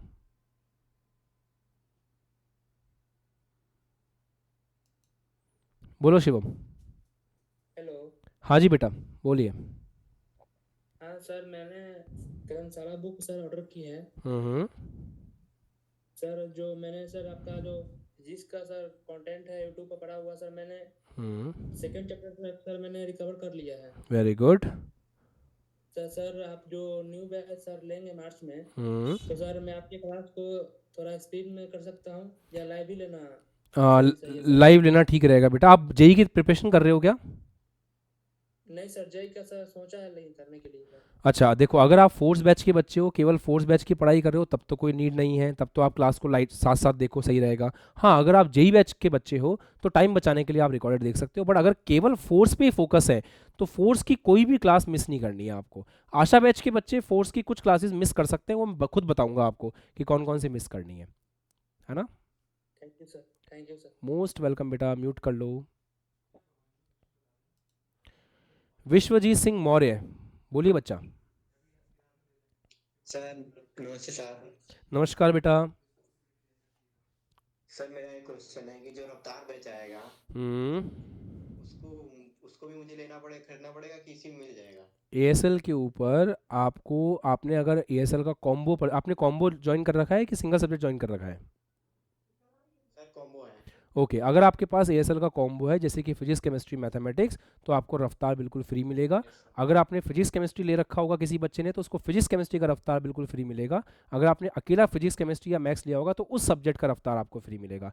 एएसएल के ऊपर आपको कोई भी चीज़ एक्स्ट्रा पे नहीं करना है। एक बार आपने बैच ले लिया, जिस भी पर्पज़ से आपने बैच लिया है, पूरे साल आपको कंटेंट फ्री मिलता रहेगा। ठीक है, ठीक है सर, धन्यवाद। मोस्ट वेलकम बेटा। म्यूट कर लो खुद को। हाँ कसक बोलो बेटा।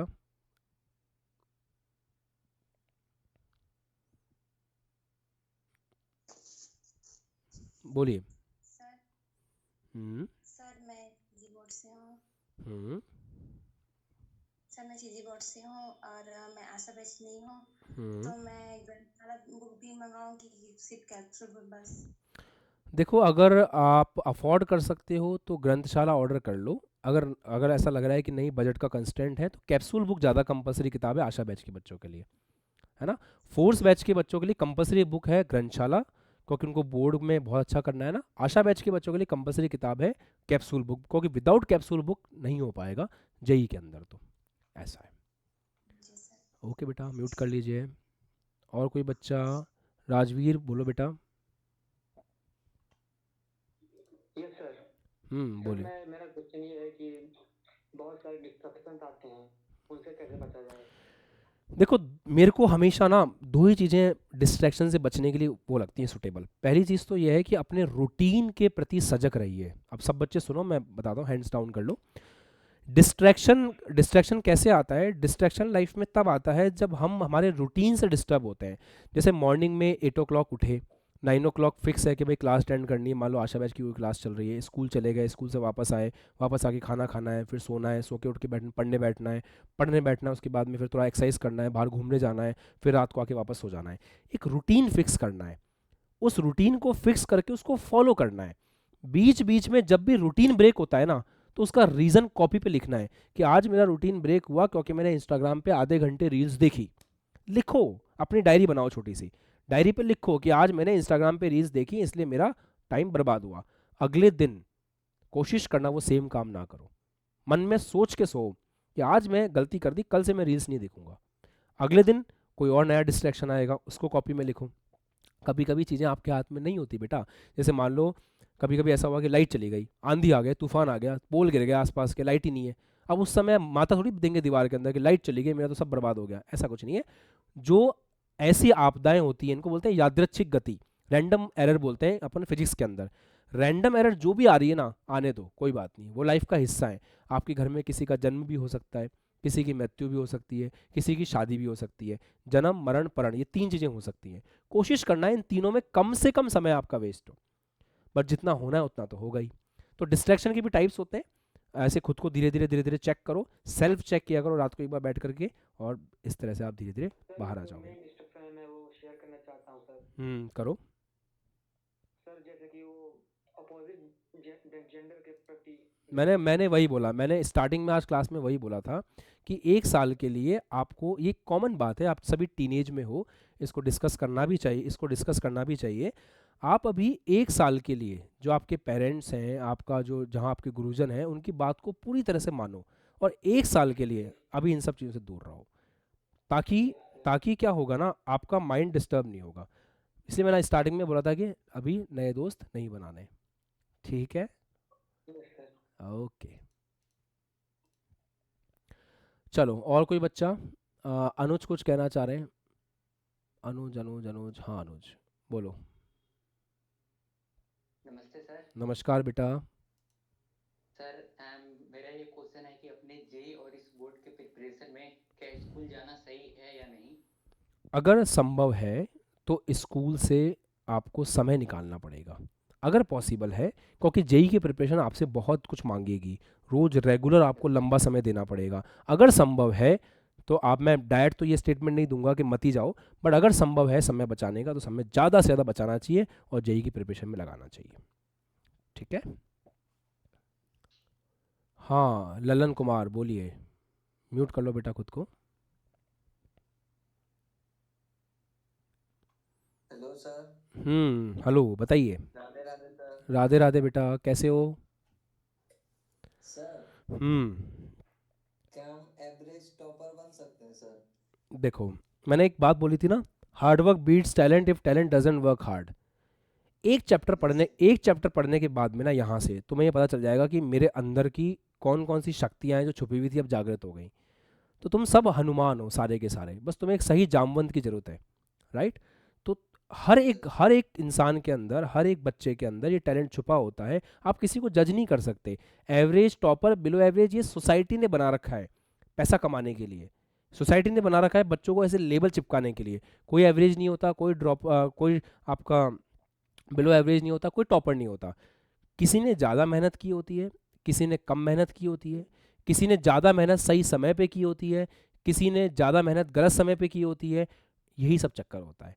तो अगर आप स्टार्टिंग से सही समय पे सही मेहनत लगातार करते रहोगे तो ये एवरेज, टॉपर, ये सब चीज़ें हट जाएंगी, आप सीखोगे। और जब सीखोगे ना, मैं हमेशा एक बात बोलता हूँ, result is just the by product of your study.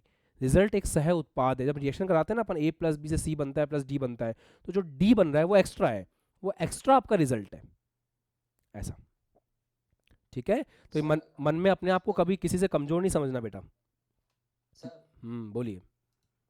हम सब बिहार से हैं, तो ओल्ड एनसीईआरटी कवर हो जाएगा ना सर? हाँ बिल्कुल, ओल्ड एनसीईआरटी कवर होगा, अच्छे से कवर होगा। जैसा मैं बोलूँगा वैसा करना है, जैसा लोग आपको कहेंगे वैसा नहीं करना है। क्योंकि मेरे पास, मैं एक बात आपको दिखाना चाहता हूँ, बिहार बोर्ड के बच्चे, आपने वो कम्युनिटी पोस्ट के अपने सेशन लिया था, उसमें कमेंट्स देखे थे आपने? क्या लिखा था उस कमेंट के अंदर कि सर आपने हमें 3 गुना पढ़ाया, हमारे एग्ज़ाम में 3 गुना आया ही नहीं, हमारे एग्ज़ाम का लेवल ये था, आपने हमें ये पढ़ाया, हम ज़बरदस्ती डर रहे थे, हम पूरा पेपर करके आए। ये बिहार बोर्ड के बच्चों का कहना था। और बिहार बोर्ड के जो आपके टॉपर हैं, स्टेट टॉपर, उनकी बात मैं आपके ग्रुप में व्हाट्सएप करूँगा, सुनना, देखना, टेलीग्राम ग्रुप में। उनका यही कहना है कि बिहार बोर्ड के बच्चे को अपने एग्ज़ाम से कभी नहीं डरना है, बस अच्छे से मेहनत करनी है। क्योंकि ये एक साल है यार, आप अपने आसपास सब कुछ बदल सकते हो। This is the last year. इसके बाद आप कॉलेज में चले जाओगे, एक घटिया कॉलेज आपकी पूरी ज़िंदगी को एक गलत डायरेक्शन में मोड़ सकता है। मैं ये नहीं कहता हूँ कि अच्छा कॉलेज मिलने से इंसान सफल होता है, बट अच्छा कॉलेज मिलने से इंसान जल्दी सफल होता है। तो आप सबको जल्दी सफल होना चाहिए, ये मेरा मानना है।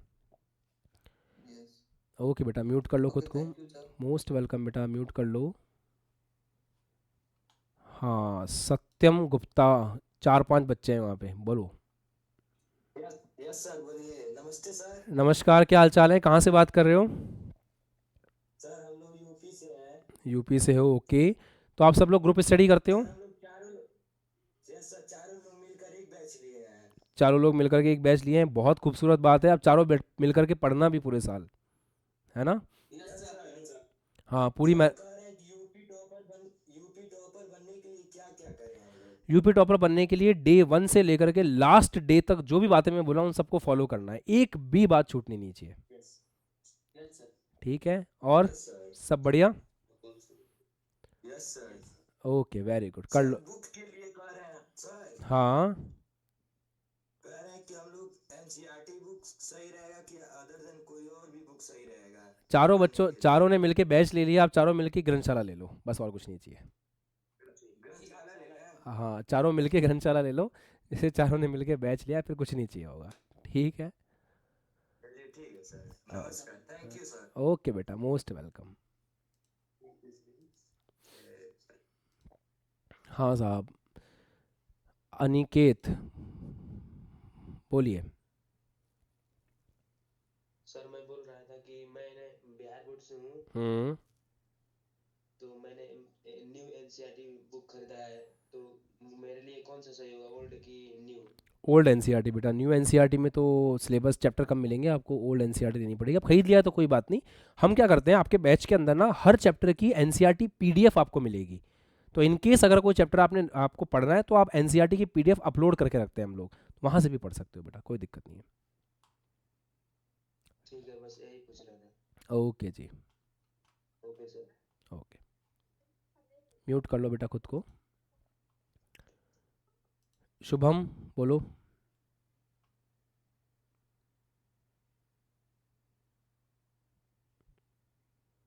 बोलो, मैंने आपको अनम्यूट का ऑप्शन दिया है। सर बोल रहे हैं कि फिजिक्स और केमिस्ट्री का क्या? फिजिक्स और केमिस्ट्री का टाइमिंग 4-5 बजे बाद के रखेंगे, आपके स्कूल्स के बाद का है ना। 4-5 बजे। 4 बजे से, थैंक यू 4 बजे से पहले तो नहीं रखेंगे, क्योंकि स्कूल भी रहती है ना आपकी, तो उसके हिसाब से ही करेंगे, हाँ सर, है ना। 4 और 5 ले रहेगी सर। हाँ 4-5 के बीच, मतलब 4 बजे से शुरू करेंगे या 5 से शुरू करेंगे। क्लासेस 4 बजे के बाद ही होंगी आपकी फोर्स बैच की तो। Yes sir, thank you sir. Okay बेटा, म्यूट कर लो खुद को। ठीक है, तो मोटा मोटा डिस्कशन कर लिया है हम लोगों ने, और आप लोगों के सारे सवालों को मैं पूरे साल लेता रहूँगा, आप लोग टच में रहेंगे, हम लोग एक ही बैच का हिस्सा हैं।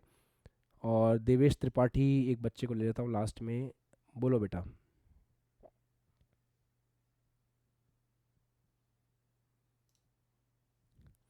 देखो ऑप्शन आया होगा आपके पास अनम्यूट करने का।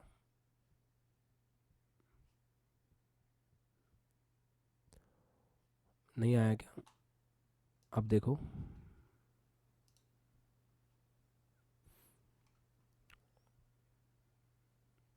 चलो एक काम करते हैं, मैं नाम लेता हूँ उसके हिसाब से देखते हैं ना। जैसे विशाल हैं अपने, विशाल कुमार, बोलो भाई। Hello sir, good evening. Very good evening. Sir आज हम सर ग्रंथशाला परचेज किए हैं, तो सर कितने दिन में डिलीवर हो जाएगा? आप यूपी बोर्ड? यूपी बोर्ड में थोड़ा टाइम लग सकता है, क्योंकि अभी वो चल रहा है ना, अपने महाकुंभ चल रहा है, तो महाकुंभ के कारण थोड़ा समय लग सकता है। और सर कैप्सूल बुक के लिए इंफॉर्मेशन चाहिए था, तो टीम पर कॉल लगा रहे थे, तो दोनों नंबर पर नहीं लग रहा था, एक पर इनकमिंग बंद बता रहा था, एक पर कॉल फॉरवर्डिंग बता रहा था। ये कब ट्राई किया था आपने? सर आज दोपहर को। ठीक है, अभी एक बार वापस क्लास के बाद में ट्राई करना, मैं एक बार चेक करता हूँ अगर ऐसा कोई इशू आ रहा है तो। और सर हम लोग को न्यू एनसीईआरटी पढ़ना है ना, ओल्ड एनसीईआरटी तो नहीं पढ़ना होगा? नहीं, जेई का सिलेबस मोटे मोटे तौर पे तो न्यू एनसीईआरटी को फॉलो करता है, जहाँ भी अलग होगा मैं आपको इन्फॉर्म करूँगा। Okay sir, thank you sir. Okay बेटा, म्यूट कर लो खुद को। हाँ सूरज बोलो, सूरज अंकित बोलो। हेलो। हाँ जी बोलिए। नमस्ते सर। नमस्कार। सर जैसे कि आपने कहा कि अक्टूबर के एंड में सिलेबस खत्म हो जाएगा, उसके बाद जेई के फर्स्ट अटेम्प्ट की तैयारी मतलब कर सकते हैं, तो फिर रफ्तार बैच को कैसे मैनेज करेंगे? रफ्तार और आशा बैच के बच्चे को रफ्तार बैच पढ़ना ही नहीं है, आपको अभी फोर्स बैच को इतना बढ़िया से करके रख लेना है कि रफ्तार बैच जनवरी के फर्स्ट अटेम्प्ट के बाद में थोड़ा बहुत पढ़ना पड़े तो पढ़ना पड़े, अदरवाइज बोर्ड की तैयारी अपन इतनी अच्छी कर लेंगे ना कि आपको रफ्तार बैच की जरूरत ही नहीं पड़नी चाहिए। तुम सबको जरूरत पड़नी नहीं चाहिए। रफ्तार बैच तो दुनिया के पाप धोने के लिए बनाया हमने। भाई रफ्तार बैच में 7,000 बच्चे आए थे इस बार इधर उधर के, हमारे आशा बैच के बच्चे, हमारे फोर्स बैच के बच्चे तो पढ़ ही नहीं रहते उससे, क्योंकि वो तो साल भर, अब साल भर तुमने इतना सब तो कर लिया, मैंने रफ्तार के लिए कुछ छोड़ा ही नहीं है। तो रफ्तार तो दुनिया के पाप धोने के लिए है। ये तो वही बात होगी, प्रयागराज में रह रहे हैं और गंगा जी स्नान नहीं कर रहे, है ना। तो ऐसा है, तो समझो, आपको तो फोर्स से सब कुछ पढ़ के रख लेना है। कोई एक आध चैप्टर रह जाए तो then you can go for रफ्तार, अदरवाइज तो आपको जरूरत ही नहीं पड़ेगी, आपको तो पूरा जेई पे फोकस करना है। और अगेन आई एम सेइंग, मार्च तक का समय है, 3 मार्च तक का समय है, खुद को सेटल कर लो, आप अपनी स्टडी टेबल एकदम बढ़िया से तैयार कर लो, आप काइनेमेटिक्स के आगे के लेक्चर्स देख लो, स्कूल का कुछ है तो वो ख़त्म कर लो। 3 मार्च के बाद में आपको समय नहीं मिलेगा, नहीं मिलेगा, नहीं मिलेगा। और आपने लेवल तो देख ही लिया होगा अभी क्लासेस का जो हो रही हैं आपके आशा बैच के अंदर, तो उन क्लासेस के साथ कोप अप करने के लिए you have to work very hard, ये वाली बात है। केमिस्ट्री का सर मूल कांसेप्ट खत्म हो गया, आज हमने खत्म कर दिया। बहुत खुशी की बात है, ऐसे ही आगे बढ़ते जाओ। जब मैं पढ़ाऊंगा तो मैं फिर 2024 के सवाल लेकर के पढ़ाऊंगा, तो नया मिलेगा आपको बिल्कुल, ऐसा है। ठीक है, ओके बेटा। और चलो लास्ट 2-3 बच्चे लेते हैं। हाँ बोलिए।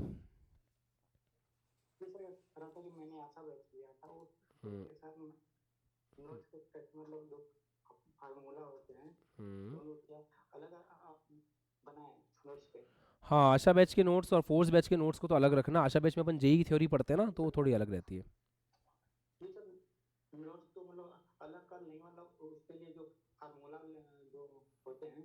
वो सेम नहीं, वो सेम रहेंगे। जो फॉर्मूला बुकलेट बना रहे हो ना, वो एक ही बना सकते हो, उसमें कोई दिक्कत नहीं है।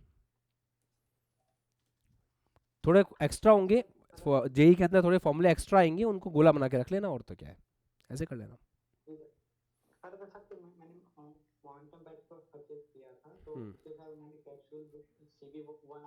CB2 मंगा लो, जिन्होंने CB1 ले रखी है ना बेटा, वो उनका पूरा अमाउंट नहीं लगेगा, हाफ अमाउंट लगेगा। CB2 ऑर्डर कर देना कॉल करके टीम को।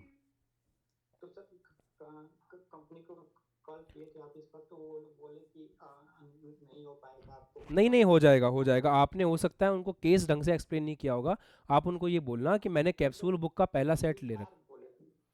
ठीक है, अभी चलो आप एक काम करना, अभी ये बोलना कि सूरज बात कर रहा हूँ मैं, और सूरज अभी आपके नाम से मैं कंप्लेंट डलवा दूंगा, तो क्लियर हो जाएगा।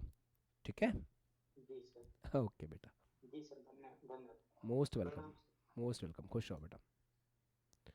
हाँ सीमा बताओ। सर वो क्या है ना कि मेरे यहाँ पे 11th के एग्जाम्स अप्रैल में है, तो मैं कैसे मैनेज करूँगी? जैसे 3 मार्च से तो कोर्स का है।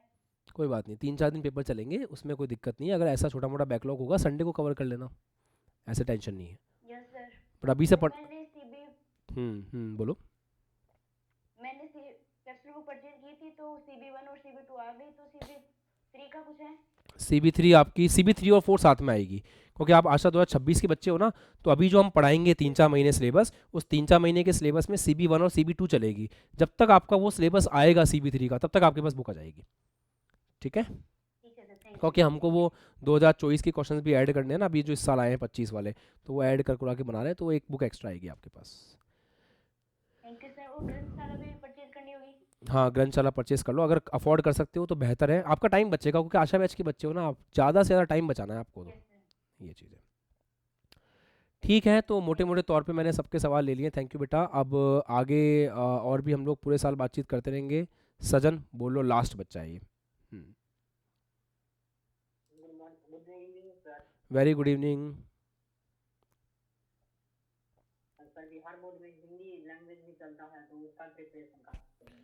हिंदी लैंग्वेज चलता है, उसकी प्रिपरेशन के लिए मैं आपको कुछ रिकमेंड कर दूंगा। चलो थोड़ा मुझे टाइम दो, मैं आपको क्लास के बीच में बता दूंगा कि इस चैनल से आप पढ़ सकते हो, ऐसा। ठीक है, ओके बेटा। चलो एक लास्ट और ले लेते हैं किसी बच्चे को। चिंता नहीं करना ऐसे, मतलब पूरे साल कुछ ना कुछ कोई ना कोई आता रहेगा। हिमानी बोलो, हिमांशी बोलो, हिमांशी नरवर बोलो बेटा। हाँ जी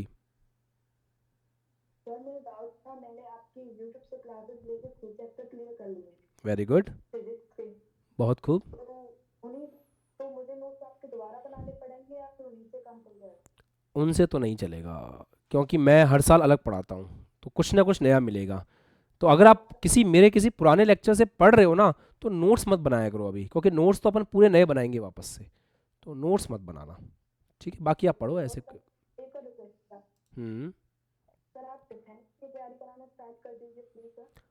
डिफेंस के लिए बेटा मैं आपको एक हिंट देता हूँ कि डिफेंस, CUET, इन सब के लिए जो हम जेईई नीट में पढ़ाते हैं ना, उसकी पहली एक्सरसाइज जो लर्नर एक्सरसाइज है वो इनफ है, तो उससे बाहर कुछ नहीं आता है। तो अगर आप ऐसी कुछ प्रिपरेशन कर रहे हो तो वहाँ से कर सकते हो, बाकी आपका मैं थॉट कंसिडरेशन में लूँगा, अगर संभव होगा तो पक्का करेंगे। ठीक है, ओके बेटा। ओके, तो मोटे मोटे तौर पे मैंने आपके सारे डाउट्स ले लिए हैं, बाकी कक्षाओं के बीच में डाउट्स लेते रहेंगे। मुझे आपके हंसते मुस्कुराते चेहरे चाहिए होंगे क्लास के अंदर, एनर्जाइज चेहरे चाहिए होंगे। मुझे कुछ ऐसा माहौल चाहिए जो माहौल एक कक्षा को उसके उच्चतम लेवल पे लेकर के जाए, है ना। तो मैं अब आप सभी से ये उम्मीद करता हूँ कि आप एकदम एनर्जेटिक रहोगे, हैप्पी रहोगे, खुश रहोगे। तो एक बार बढ़िया सी स्माइल के साथ में टाटा बाय बाय करते हैं आज की इस क्लास को, है ना। और याद रखना कि पूरे साल हमें बढ़िया से मेहनत करनी है, तो एक बेहतरीन सी स्माइल दे दो फटाफट से सभी के सभी, और एक प्रण लेना है। एक और चीज़, आपका जो स्टडी डेस्क है ना, जिसके ऊपर बढ़िया से आपने अपना लक्ष्य लिख रखा है, वो जो आपका अनाउंसमेंट ग्रुप बनेगा ना, इन्फॉर्मेशन ग्रुप, उसके अंदर मैं आपसे मांगूंगा तो अपने स्टडी टेबल को वहाँ पे शेयर करोगे, वो आपके लिए भी मोटिवेशन रहेगा और भी बहुत सारे बच्चों के लिए मोटिवेशन बनेगा। ठीक है, तो एक बढ़िया सी स्माइल के साथ टाटा बाय बाय, मिलेंगे अब सीधा क्लासेस के अंदर। ओके बेटा, टेक केयर, जय हिंद।